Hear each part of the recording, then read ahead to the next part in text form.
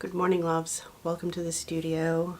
I've been out for a little bit, so I have a ton of work to do. So I'm working on this shirt here, Simplicity 8736.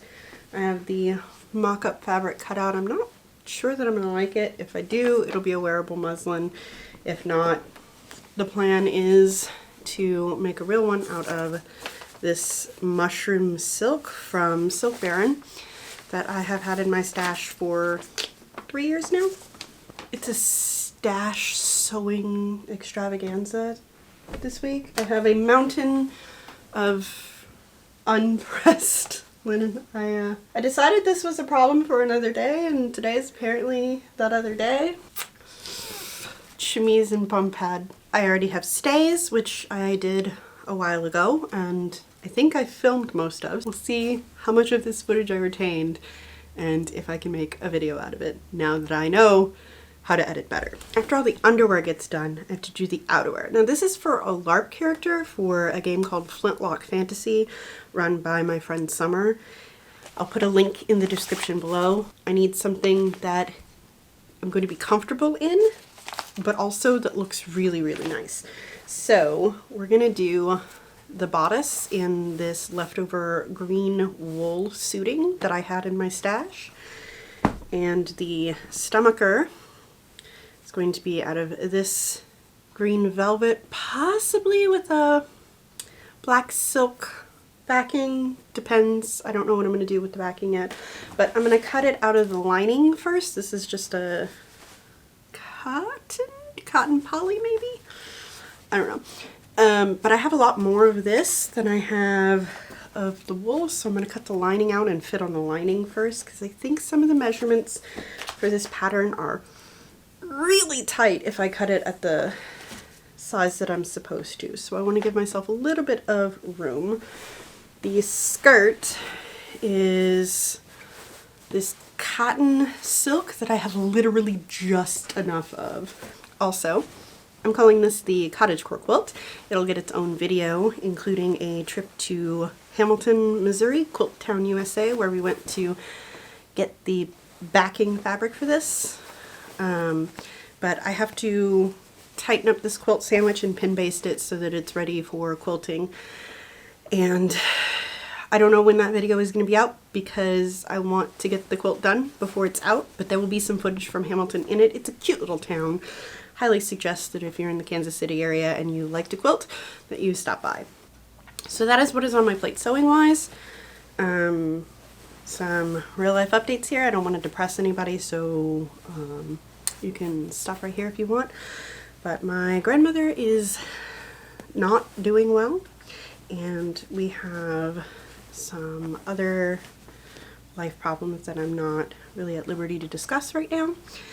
But suffice to say that things are kind of tight, and the theme of this studio vlog is sewing out of stash, and that's probably what it's going to be for a while. Thankfully, I do have some really nice things in my stash. I was fortunate enough to be able to go to SR Harris in Minneapolis in early December and pick up some stuff for some garments for myself.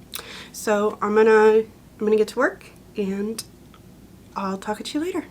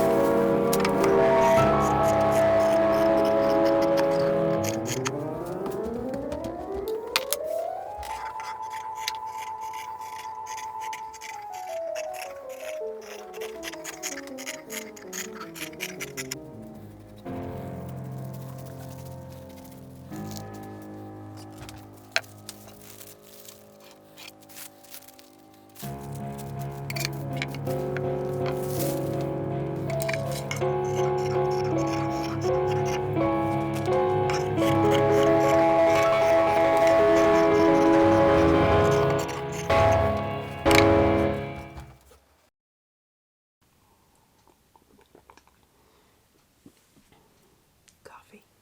It is 9:32 in the morning on Friday, and I have not managed to sew a single stitch all week. As you can see, I've done a lot of cutting, and there was a lot more pressing than I had shown.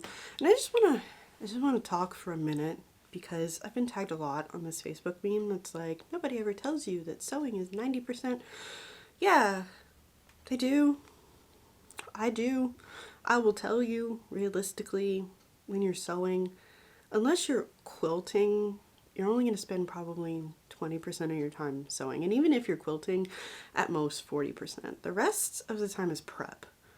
Like, if what you seek to do is sit at your machine and sew, you should probably rethink garment sewing, because there's an awful lot of preparation work that you should be doing. Please, please, please, please, please do not sew with your fabric if you have not pre-washed it. I do make exceptions for working with quilting pre-cuts, but even that is not very healthy, and I do wash the quilts before they go into use. In the production of fabric, they put stuff on it, chemicals called sizing. That's what gives it that nice crisp hand.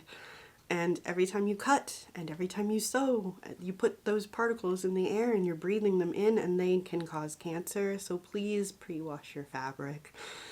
I used to really dislike pressing, and then I realized I spend 50% of my time sewing with the iron in my hand, and I decided that I needed to learn how to like that. And so I have embraced the meditative practice of pressing, and I use it as meditation. And suddenly, sewing is so much more fulfilling. Realistically, you're going to spend at least 40% of the time pressing and probably 25% of the time cutting. And then there's some sewing, and then there's a lot more pressing. And then there's some sewing, and then there's a lot more pressing. And if you're not doing that much pressing, you probably should be. Sewing is mostly pressing. Like I said, today is Friday. So if I have any hope of getting this video out for the time that I have already scheduled with the Costume Entertainment Network on Sunday, means I have to be done with the video on Saturday for early release to my Patreon. Thank you so much, patrons, for your continued support. If you would like to join, please see the link in the description below. I am ever thankful. You guys are amazing, and I praise your names. But I have to be done with that on Saturday, which means I have to give myself time to finish editing and do color correction and do captions, because I feel very strongly about making sure that I have captions done before I release my videos. So today is my cutoff. This studio vlog has no sewing in it. I'm sorry, it has prep. Next week we'll have some sewing. On the plus side, I have a lot of editing done for the featurette videos. Thank you to Noelle from Costuming Drama, who gave me the wisdom to edit every day. She's got some brains there. So I'm going to wrap this video up, but before I go, I unearthed an archaeology project. This is a beaded shawl. It is called the Scheherazade shawl, that I started, I don't know when, but I had put it in a box for some reason. And I had to spend many brain cells counting to figure out where I left off. But I have every night except for last night. I did knit a complete row on it. I am in border chart land, which means that it'll only probably take me 2 months to finish this now. Because every row just keeps getting longer and longer and longer. But it's got beautiful beads that I don't know that you can see. Sorry for the whole scene change. I did whack the camera, so I'm gonna have some more coffee, because that's totally gonna help the anxiety, and wrap this up, get all the editing and stuff done, and I will see you guys next week with hopefully getting some actual sewing done.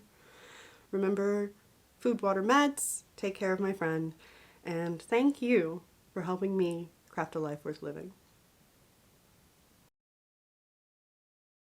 I hope the flicker of these LEDs is not problematic, because I can see it on my camera. I'll try and fix that as best I can. Okay, I'm not going to fuck this up again. I'll do it right. No more mess ups, no more flubs. But like I said, it's scheduled. The videos. I unearthed an archaeology project. Ooh, let me go get it. Almost. Bunch monkeys, that hurts. Ow. Life is pain and I'm alive.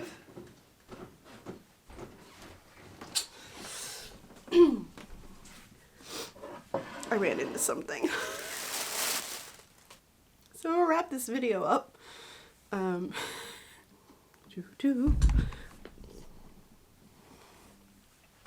I just whacked the camera, I'm sorry.